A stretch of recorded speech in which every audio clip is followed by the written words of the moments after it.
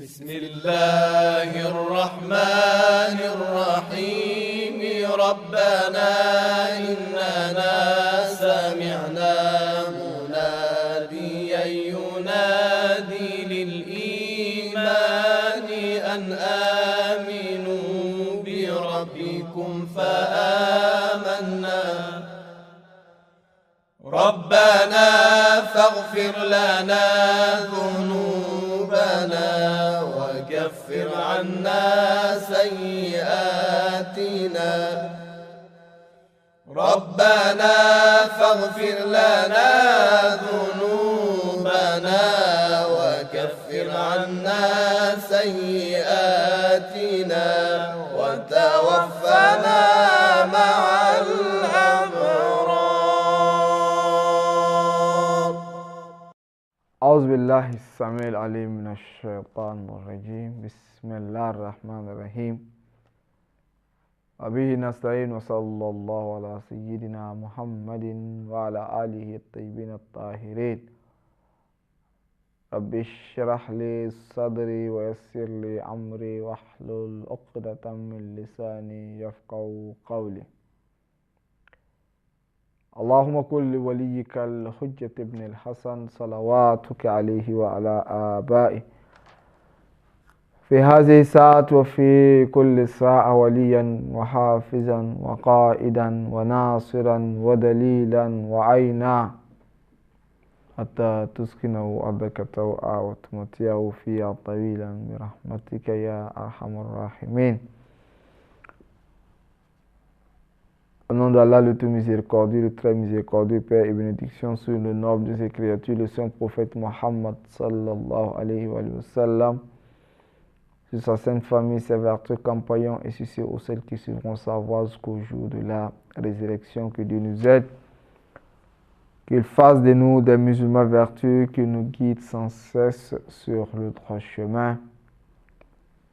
Chers frères, chers sœurs, recevez la salutation de paix et de miséricorde qui est assalamu alaikum wa rahmatullahi wa barakatuh.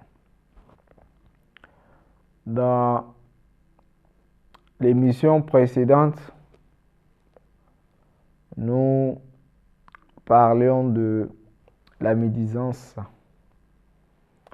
Et nous disions que la médisance, c'est de parler des défauts de quelqu'un, ou mettre en évidence les défauts, les imperfections, les erreurs d'une personne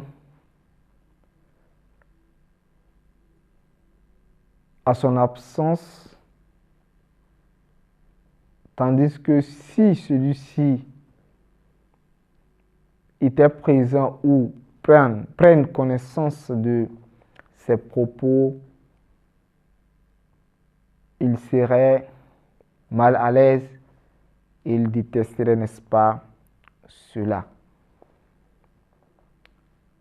Les versets coraniques, comme nous avions cité, dans la sourate, n'est-ce pas, des femmes, qui dit que si on s'éloignait ou si on s'éloigne des grands péchés, Dieu va nous pardonner nos offenses et nos petits péchés. Et aussi un autre verset qui met en évidence que le fait de médire de ton frère, parler des erreurs, des offenses, des imperfections de ton frère, c'est comme si tu consommais sa chair. Nous avions également dit cela et que nous avions aussi ajouté que lorsque tu médites de quelqu'un, c'est comme si tu entends de bafouer son honneur. Alors, est-ce que un honneur bafoué pourrait être racheté ou pas? Nous avions dit, effectivement, tu ne peux pas racheter cela. En face de 1000 personnes, tu as médit d'une personne. Chacun ira chez lui, dit à d'autres personnes, et ça va se parpiller dans la ville, dans l'État, dans le monde.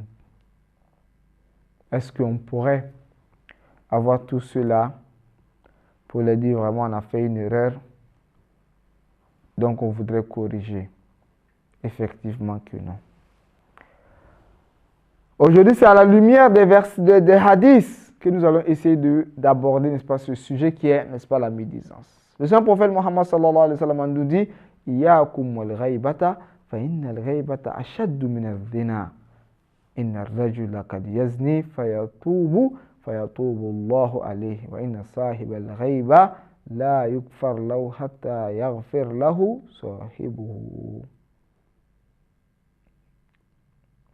Le Saint prophète Mohammed sallallahu alayhi wa sallam a dit faites attention contre la médisance. Car la médisance est plus dangereuse que l'adultère ou la fornication. Pourquoi? Il dit car car l'homme pourrait forniquer. L'homme pourrait faire l'adultère et que Allah subhanahu wa ta'ala lui pardonne parce que c'est le droit de Dieu. Dieu t'a dit de ne pas faire, tu as fait.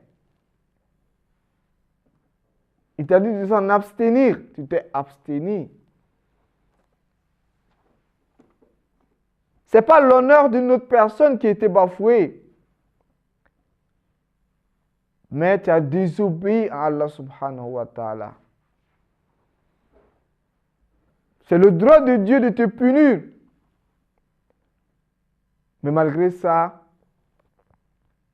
il pourrait te pardonner. Ya da'im al-fadli al-bariya. Oh, celui-là même qui fait continuellement la miséricorde pour ses peuples, pour sa créature, pas peuple, sa créature. Et il nous dit Toubu ilallah tawbatan nasuha. Il dit revenez à Allah subhanahu wa ta'ala. C'est-à-dire Dieu est prêt à chaque moment de nous pardonner et il nous appelle de venir. Inna ar-rajula qad yazni fayatubu Allah alayhi. Une personne pourrait forniquer, faire des péchés et que Allah subhanahu wa ta'ala pardonne lorsque celui-ci va demander le pardon. C'est-à-dire, il demande à Dieu de le pardonner et Allah subhanahu wa ta'ala le pardonne. C'est-à-dire, il n'y a pas d'intermédiaire. Il demande pardon à Dieu, Dieu le pardonne. Wa inna sahib al-ghiba la yughfar lahu hatta yaghfira lahu sahibahu. Il dit, mais celui-là même qui médit des autres, il dit, en aucun cas, Dieu ne te pardonnera pas tant que celui-là dont tu as médit, celui-là même dont tu as bafoué son honneur, ne pardonne. C'est-à-dire, lorsque tu veux que Allah subhanahu wa ta'ala te pardonne, il faudra que tu te refères ou tu te retournes vers celui-là dont tu as bafoué son honneur. Tu as manipulé, n'est-ce pas, manipulé son honneur dans la société. Tu as médit. Il faudrait que celui-ci puisse dire, je te pardonne. Tant que celui-ci n'accepterait pas de te pardonner, en aucun cas Allah subhanahu wa ta'ala va te pardonner. Donc c'est difficile.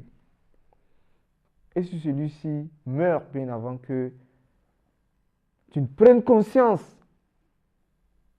si celui-ci voyage bien avant que tu ne prennes conscience, alors que la mort, à n'importe quel moment, pourrait te taper la porte. La mort, à chaque moment, pourrait venir taper la porte.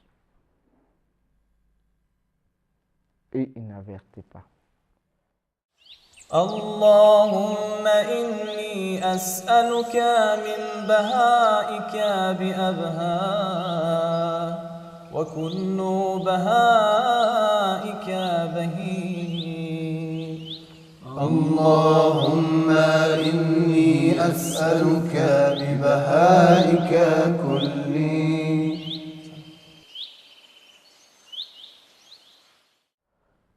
L'imam Sadiq alayhi salam nous dit Al-ghaibatu haramun ala kulli muslimin. Il dit le fait de médire, déjà la médisance est interdite, illicite sur tout musulman.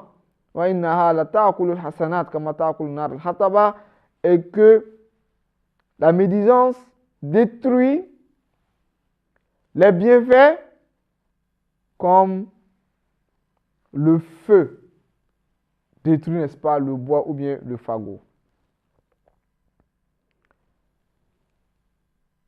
Un poète dit Walaysa zi'bu ya'kulu lahma zi'bin.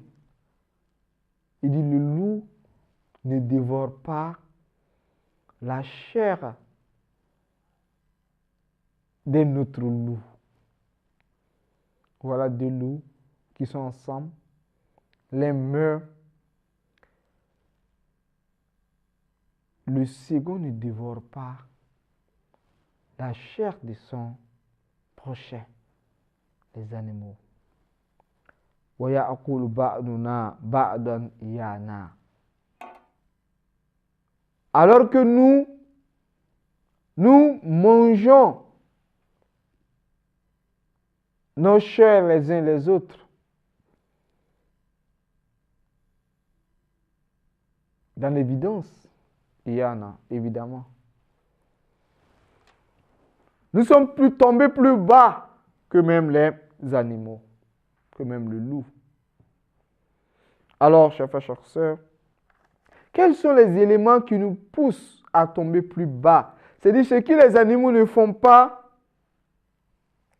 nous, qui sommes des personnes réfléchies, qui avons, n'est-ce pas, la raison, le faisons. Qu'est-ce qui a fait que nous sommes tombés plus bas? Alors, il y a quelques éléments de réponse que les savants disent. Ils disent c'est, n'est-ce pas, l'envie, le fait d'envier quelqu'un. Et l'émission on avait traité un sujet-ci, n'est-ce pas, l'envie, il y a un peu longtemps. Et nous disions dans d'autres émissions, et nous disions que les mots sont causes les uns les autres. C'est le fait d'envier quelqu'un va te pousser à le haïr. Et va te pousser également à médire, n'est-ce pas, de lui. C'est Allah subhanahu wa ta'ala que le pourvoyait. Yada imal fadl al-bariya. Oh, celui-là même qui pourvoit continuellement sa créature. Il est infiniment grand, infiniment miséricordieux. Pourquoi est-ce que haïr une personne, médire d'une personne? Parce que toi, tu l'envies. Qui le donne? Qui est le pourvoyeur? C'est Dieu. Donc il faut demander à Allah subhanahu wa ta'ala qu'il nous pourvoie. Le fait également d'haïr quelqu'un, le détester, ça va te pousser à, n'est-ce pas, médire de lui. Et souvent, il y a des personnes, ils ont des défauts. Ils ont des défauts. Pour couvrir, n'est-ce pas, leurs défauts, ils méditent, n'est-ce pas, des autres. Souvent, c'est pour amuser la galerie, comme on le dit.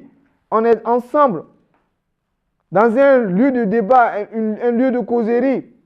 On veut réchauffer souvent le débat, comme on le dit souvent. On veut réchauffer la causerie. Donc, qu'est-ce qu'il faut faire? On commence à médire une telle personne a fait ceci, une telle personne a fait cela. Souvent, parce que tu as des problèmes,